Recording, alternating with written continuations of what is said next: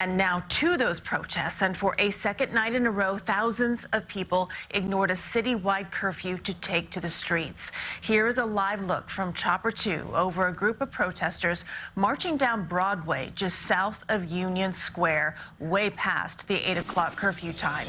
CBS 2's Allie Bauman begins our coverage live on the Lower East Side tonight. Allie? Well, Christine, over the last 3 hours since tonight's curfew went into effect here in Manhattan, we have seen looting, we have seen arrests, and we have seen a very heavy police presence throughout the entire borough, especially right here at the entrance to the Manhattan Bridge, where officers have been in a standoff with several thousand protesters on the bridge for the last few hours. All of this after a full day of emotional and orderly demonstrations. I can't breathe! The sixth day of demonstrations against police brutality began overwhelmingly peaceful in daylight. It's not always white against black, but it's wrong against right. Thousands marched through Manhattan Tuesday afternoon, a sea of people walking from the West Village to Union Square, Bryant Park, all the way up to Gracie Mansion, where they were diverted away from the mayor's residence.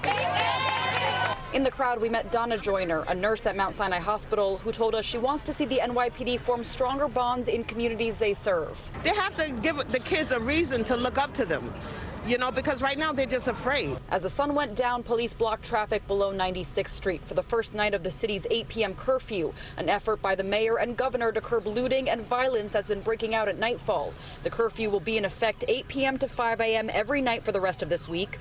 Patrols are also doubled, and officers have mandatory 12-hour shifts. If people are going about their business or people are on their way home, we understand that.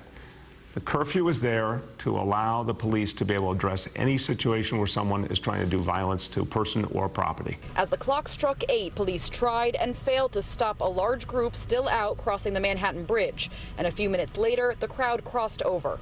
And with some subway entrances locked up, protesters at Columbus Circle trying to follow curfew struggled to get home. It's 8 o'clock, so why would you lock the subway system and not let me get home when it's time to go? So now you got me walking out in the street. And as we've seen the last few nights, as it gets later, looting starts, like what we saw here at Zara's by Fulton Street. And we just watched a corrections bus drive off of the bridge here onto the Manhattan side with what looked like a handful of people sitting in the back. It is definitely clearing out here.